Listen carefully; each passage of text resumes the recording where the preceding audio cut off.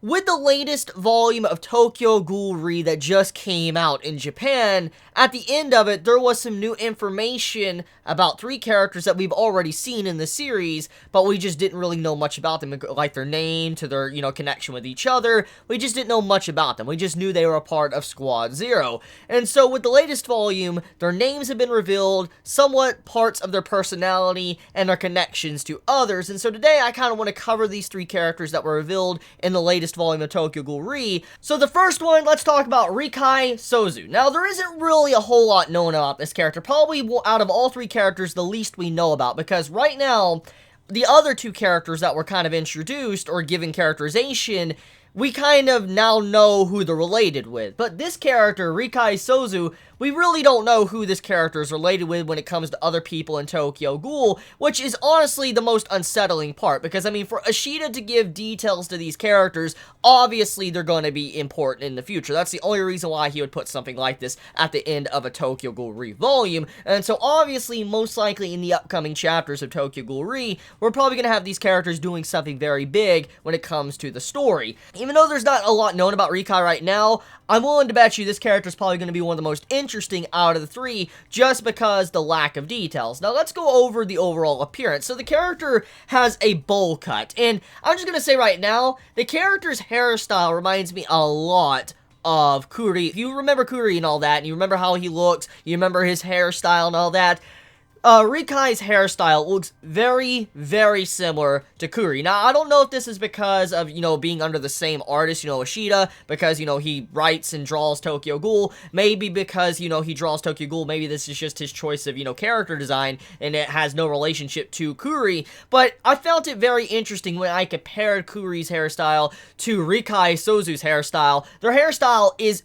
pretty much exactly the same. It's literally exactly the same. Besides just hair color, it looks exactly the same. And so I'm very curious if there's supposed to be some form of message there that maybe Ishida's trying to hint at. But overall, though, from what I'm seeing here, is that there really is not a lot known besides just the relationships with other characters. Like Rikai has a relationship with Kaneki, Arima, and Hirako. That's about it. We know that, Rikai is a half-human similar to Arima, part of Squad Zero, has, swordsmanship, being able to use Quinke, but overall, there's not much else that's really known about this character. So, yeah, I want to just leave it at that for now, but this character, very mysterious, and I feel like out of all 3 of these characters, this one is probably going to stand out the most likely, in the future. We'll see, though. We will definitely see. Let's talk about Sheoh. Now, this little dude is probably very important, and the reason why is because of the last name, and the connection this dude has with Haru. Now, I don't know how many of you remember Haru or not, but I want to kind of give an FYI.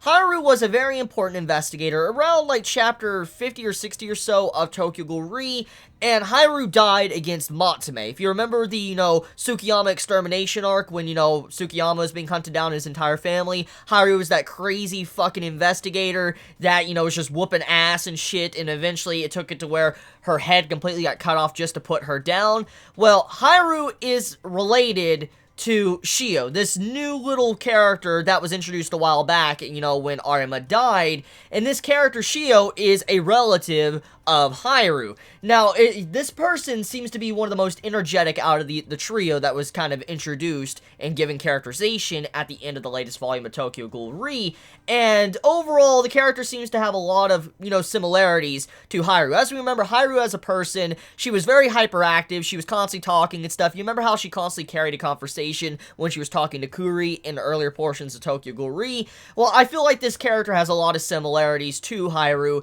in terms of just being very hyperactive, talkative, and just being bubbly and stuff. So, if you liked Haru, I feel like Haru lives on in Sheoh, in this character right now. I really like the design, I really like the eye color and stuff, and just, I really love the way Ishida's trying to give a little bit more characterization to some of these characters, but also fleshing out a little bit more of, the relatives of certain characters that might already be deceased, which is, Haru, how she's already dead. So yeah, Sheoh is apparently related to Haru, so another interesting character that might have some interesting, I guess, interactions with Tsukiyama and others because of how Sheoh is related to Haru. The next one is probably going to catch everyone by surprise, and it's probably going to get everybody's attention.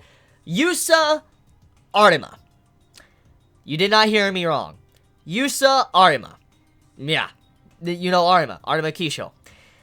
Yousa is a relative of Arima. Now, out of all three of the characters, Yousa Arima seems to be one of the most badass. The design of the character, to the hairstyle, to the way the facial expression is on Yousa, it just screams badass. Now, I don't know if the character will be like that, but overall, though, just anyone that's probably related to Arima is going to be a little badass. And for Ishida to reveal this about Yousa Arima, most likely this character is going to be either something that's just going to surprise us. Like, you know what? The character is definitely going to surprise us. But I feel like the character is going to surprise us because either A, because Yousa is the exact opposite of Arima, or he might not be at the level of Arima, but he's still fucking badass as hell. So one or the other most likely is going to happen. So let's kind of talk about the personality of Yousa. So, personality so far, he seems gentle, he's mild-mannered, often acting as the voice of reason within the group. So he's the one that has, like, his head on his shoulder, he's constantly calming everybody down and keeping them in line.